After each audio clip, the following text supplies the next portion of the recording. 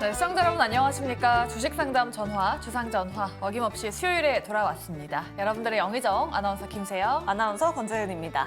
네, 오늘 코스피 지수 자체는 상승으로 마감이 됐지만 아무래도 삼성전자로 좀 쏠림이 심했죠. 외국인과 기관의 대량 매수가 들어오면서 코스피도 1%가 넘는 마감을 지었습니다. 네, 맞습니다. FOMC에 대한 경계감을 그래도 삼성전자가 좀 덜어내줬다라고 평가해 볼 수 있을 것 같은데요. 하지만 코스닥 종목 내에서는 하락하는 종목이 참 많아서 중소형주 가지고 계신 분들은 걱정이 참 많으실 것 같습니다. 맞아요. 내 종목 걱정되시는 분들 지금 바로 이쪽으로 연락 주시면 됩니다. 네, 저희 전화, 문자, 그리고 유튜브 창구까지 활짝 열어놓고 있습니다. 지금 바로 연락 주셔야 상담 받으실 수 있고요.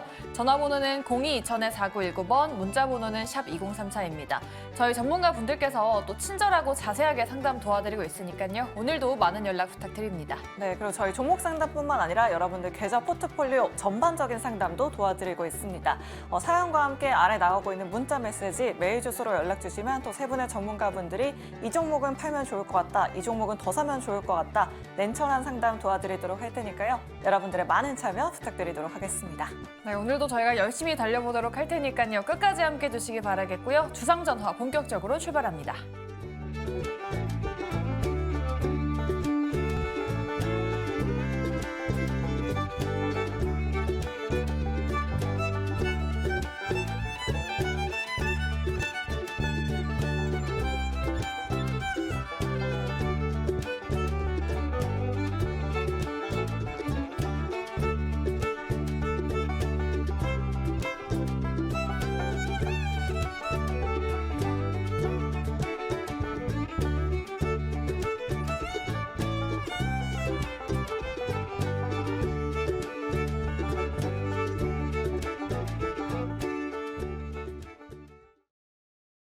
네, 하루장터 시간입니다. 오늘 있었던 핫 이슈 복귀해 보도록 할게요. 오늘은 스페셜 조합으로 한번 가보도록 하죠. NBA골드 박병주 매니저 그리고 변영인 대표 이성웅 이사 모셨습니다. 세 분 안녕하십니까? 네, 반갑습니다. 네, 오늘 시장 종목 쏠림이 조금 있었던 하루였는데요. 그 안에서 전략을 한번 꾸려 나가 보겠습니다. 첫 번째 이슈부터 바로 만나보시죠. 네, 젠슨 황의 울고 웃고입니다. 우리 가죽 잠바 아저씨 젠슨 황 CEO가 말만 했다 하면 그 종목들의 희비가 엇갈리는 현상이 발생하고 있죠. 오늘은 삼성에 힘을 싣는 말을 하면서 삼성이 무려 5% 넘게까지 급등이 나왔습니다.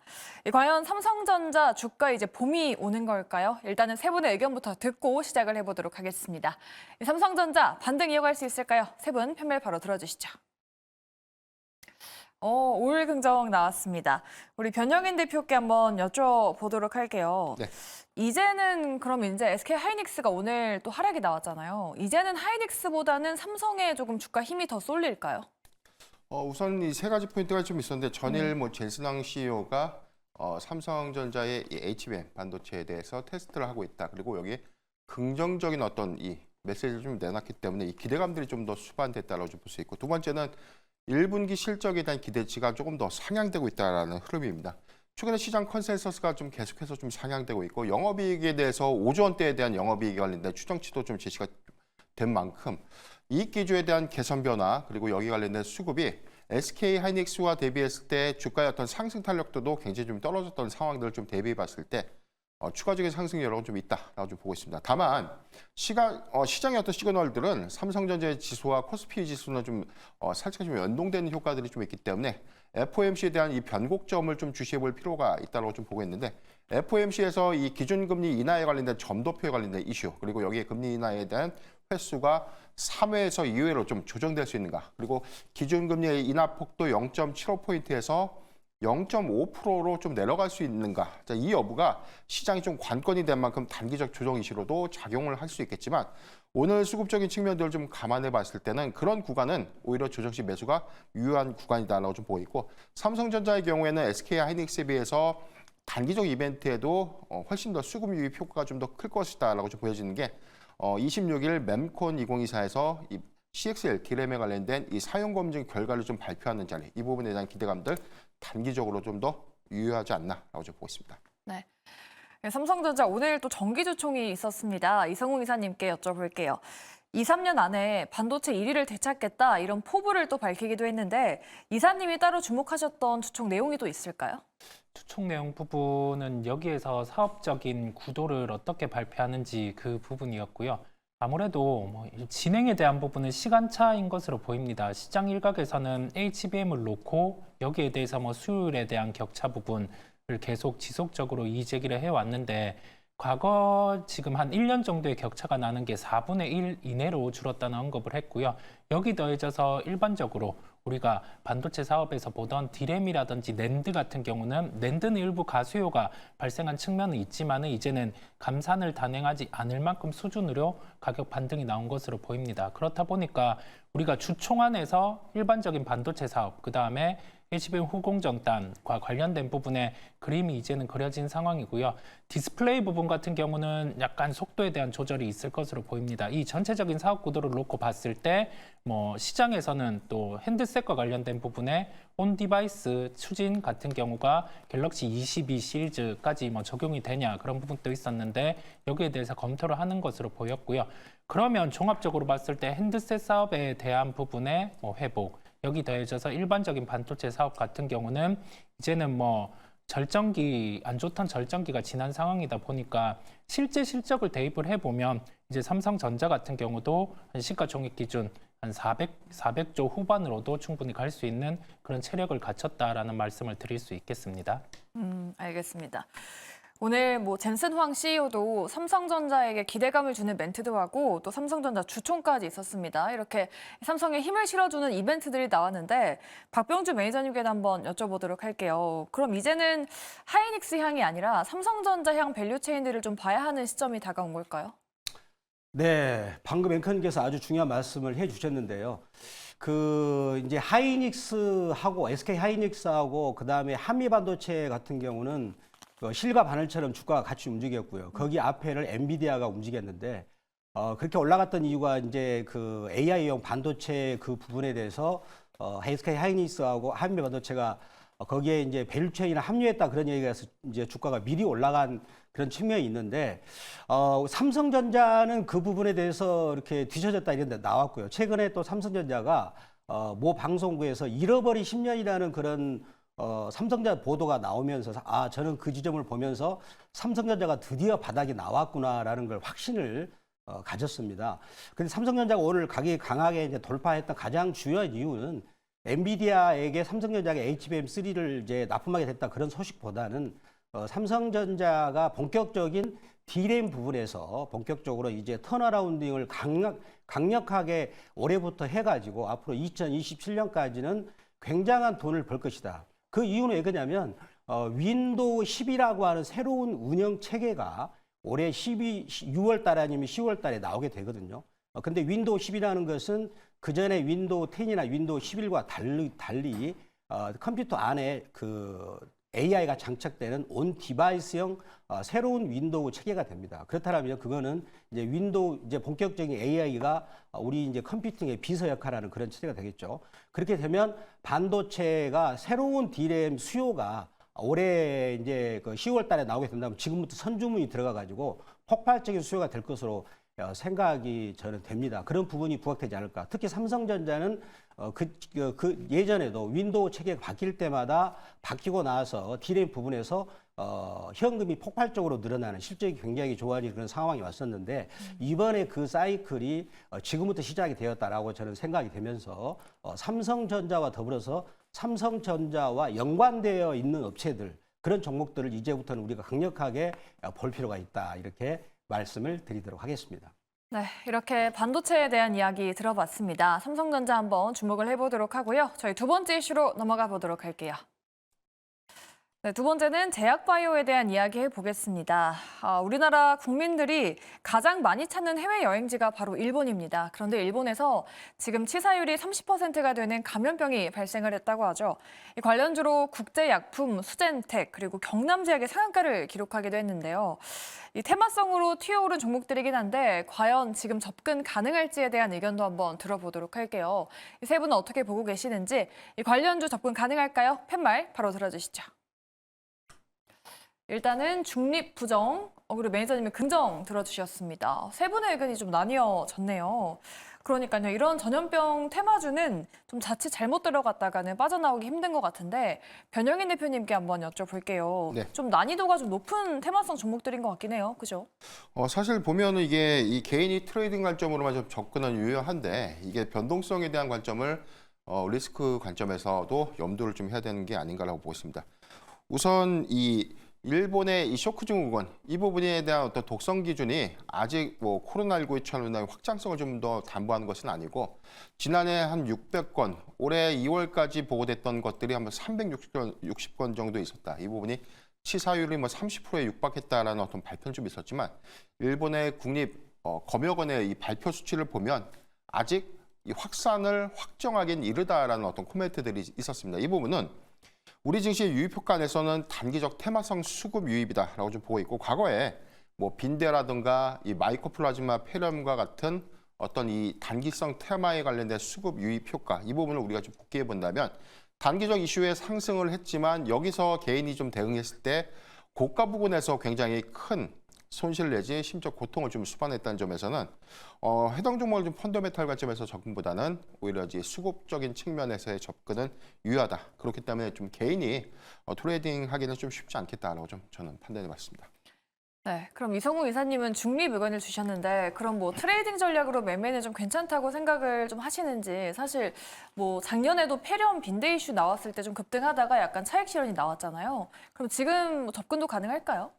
보통 치사율이 높은 경우는 전염에 대한 부분이 좀 낮은 면이 있습니다. 그렇다 보니까 이 부분은 어떻게 진행되는지를 봐야 되는데 우리가 최근에 중국 폐렴과 관련해서 주가 반응들을 봤을 때는 관련된 종목들 같은 경우가 많게는 한 60% 정도 상승을 했었어요. 그렇다 보니까 현재 측면에서는 이제는 초기 여기에 더해져서 한 상한가 간 종목들을 대입을 해봤을 때 한 20% 정도는 상승할 수 있는 부분을 대입을 했고요. 그렇다 보니까 여기에서는 치사율을 놓고 봤을 때는 실제 감염에 대한 정도의 가능성은 좀 낮다라는 점을 부정적인 면으로 택했고 긍정에 대한 부분은 주가의 추이들을 대입을 했을 때 상승에 대한 부분이 한 20% 정도는 발생할 수 있기에 중립에 대한 의견을 드렸습니다. 알겠습니다. 그럼 마지막으로 박병주 매니저님께도 한번 여쭤볼게요. 뭐 일단 개인 투자자분들이 좀 매매하기 난이도가 있는 테마인 것 같긴 한데 뭐 지금 접근을 해본다면은 뭐 어떤 종목들이 좀 괜찮아 보이세요? 네, 오늘 제가 이제 긍정으로 먼저 말씀을 드렸던 이유는 뭐냐면 오늘 매수한 종목, 오늘 급등했던 종목들 위주로 말씀드린 게 아니고요. 최근에 제약바이오 흐름 자체가 전체적으로 지금 알테오야, 레고캠 바이오 이런 그 신약과 관련된 시가총액 상위 종목들이 이제 수급을 일으켰습니다. 따라서 그런 수급을 일으켰기 때문에 다른 이제 셀트리온이나 이런 새로운 제약바이오의 주도주들이 나타나지 않을까라는 그런 관점에서 긍정으로 말씀드렸고 오늘 같은 경우는 이슈로 해서 올라간 종목들에 대해서는 단기적으로는 이제 추격 매수 이런 부분은 조심해야 되겠지만 수급이 또 강력하게 바닥권에서 나왔기 때문에 눌림목 자리가 온다면 그런 경우는 이제 한번 가볍게 들어갈 만하다 이렇게 말씀을 드리겠다라고 말씀드리고요. 또 최근에 그 기후 변화가 굉장히 그 심하게 되면서 바이러스들이 지금 이곳 저곳에 많이 떠돌 수가 있습니다. 그런 부분을 놓고 본다면 제약바이오 관련된 그런 업종들도 가끔씩은 또 수급이 긍정적으로 나오지 않을까 이렇게 말씀을 드리도록 하겠습니다. 네. 이러한 테마는 좀 빠르게 치고 올라오고 좀 빨리 식는 경향이 있기 때문에 조금 신중하게 좀 매매를 하셔야 될 것 같습니다. 이렇게 제약 바이오까지 두 가지 이슈 알아봤고요.